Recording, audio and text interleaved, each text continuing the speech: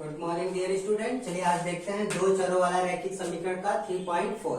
अभी इसके पहले वाले वीडियो में हम आप लोगों को प्रतिस्थापन विधि के द्वारा किसी भी समीकरण युग्म को कैसे हल कर लेते थे, ये बहुत आसान तरीके से बताया। हम उम्मीद करते हैं आप सबको आ गया होगा समझ में। आज की जो वीडियो है 3.4 से ही आपके प्रश्नावली एनसीईआरटी 3.4 से जो हमने क्वेश्चन ले रखा है वो स्पष्ट रूप से दो बातें कह रहा है। एक, निम्न समीकरण युग्म को विलोपन विधि, ध्यान से देखिए, विलोपन विधि तथा प्रतिस्थापन विधि से हल कीजिए और कौन सी विधि अधिक उपयुक्त है, यानी आपके लिए कौन सा विधि सबसे आसान है जो लगा सकते हैं क्वेश्चन को। तो चलिए देखते हैं क्या करेंगे। हम प्रतिस्थापन विधि का जिक्र इसके पिछले वाले वीडियो में कर चुके हैं, बता चुके हैं। उम्मीद करते हैं इन सारे क्वेश्चनों को आप प्रतिस्थापन विधि से हल कर पाएंगे। विलोपन विधि क्या है, आज हम लोग विलोपन विधि पे जिक्र करेंगे, ठीक है। तो चलिए, प्रतिस्थापन विधि की चर्चाएं हो चुकी हैं और किसकी चर्चा करनी है, विलोपन विधि की, विलोपन विधि, ठीक है। आइए देखते हैं विलोपन विधि है क्या।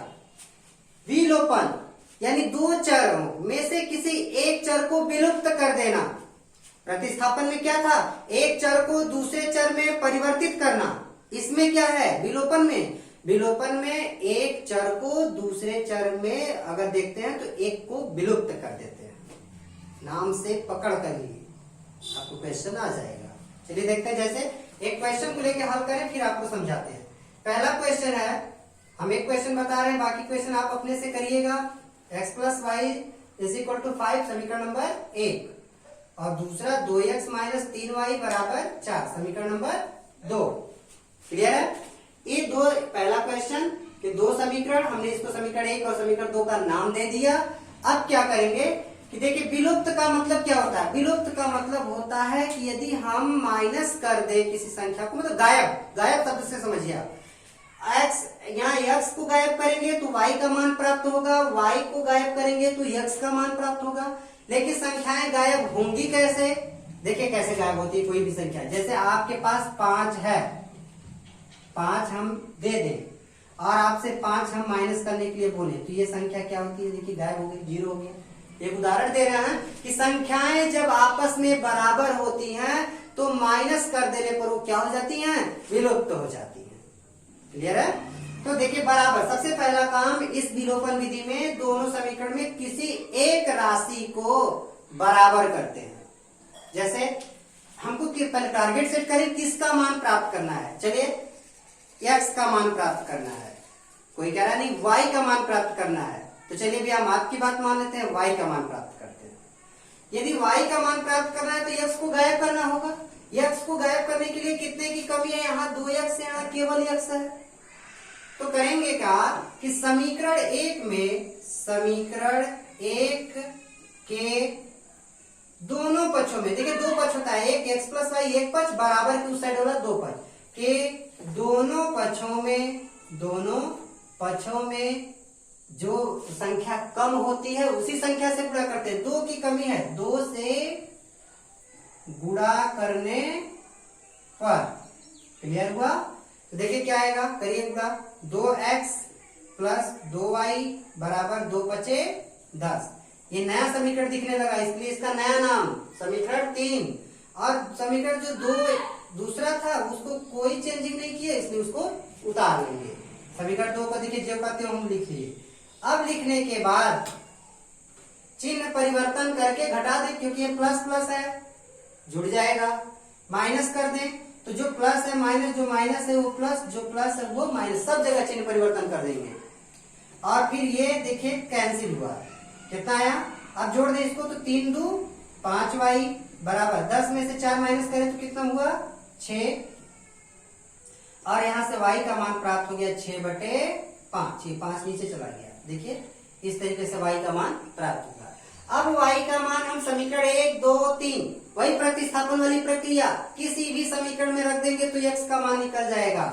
या किसी समीकरण में रख दें, या तो फिर दूसरी विधि यह है कि जो काम हम यहाँ से x को गायब किए तो y का मान प्राप्त हुआ, y को गायब कर देंगे तो x का मान प्राप्त हो जाएगा। यही प्रोसेस फिर से एक बार y के लिए x के लिए y को बराबर करें, यानी दोनों पक्षों में 3 से गुणा करें, तो यहाँ से किसका मान प्राप्त हो जाएगा, x का। तो आप ऐसे भी कर सकते हैं।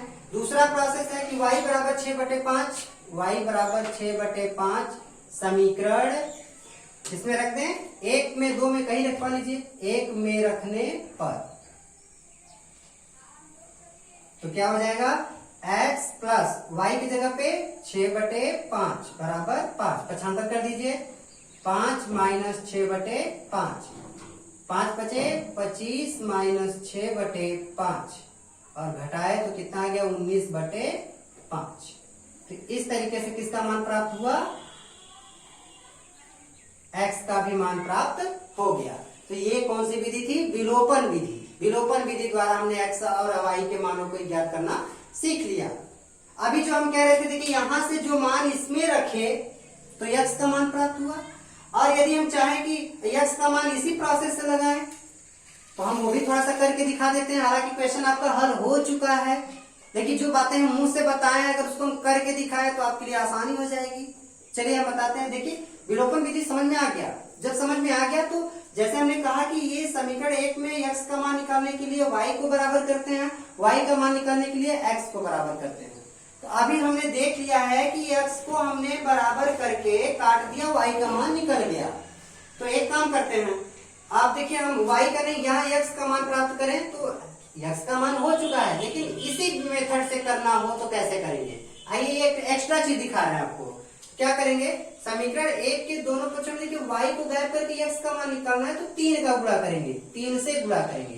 क्या आएगा, 3 दूना का 3x प्लस 3 एकम 3y। ये एक्स्ट्रा काम करवा रहे हैं आप लोग। 3 बचे 15 और नीचे वाले समीकरण को जो कहते हैं लिख लीजिए। और फिर इसमें तो माइनस करने की जरूरत नहीं क्योंकि ये अपने आप कट गया।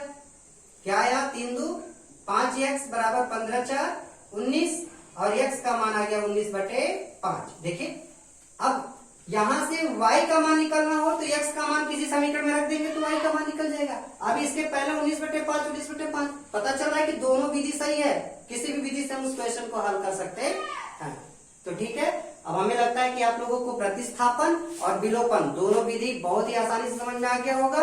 और फिर आप कल के वीडियो में हम आएंगे वज्र गुणन विधि को लेकर के, जो आपके आगामी कक्षाओं में भी बहुत ही इंपॉर्टेंट है। और फिर इसके साथ यदि आप लोगों को समझ में आ जाए तो अन्य बाकी के क्वेश्चन को हल करें। प्रश्नावली में और भी क्वेश्चन छूटे हुए हैं, सबको हल करें। जो क्वेश्चन न समझ में आए वो हमारे कमेंट बॉक्स में भेजें और फिर अपने द्वारा पूछे गए प्रश्नों का जवाब पाएं। और फिर यदि समझ में आ जाए तो मेरे चैनल को जितना हो सके लाइक, सब्सक्राइब और शेयर करना न भूलें। ठीक है।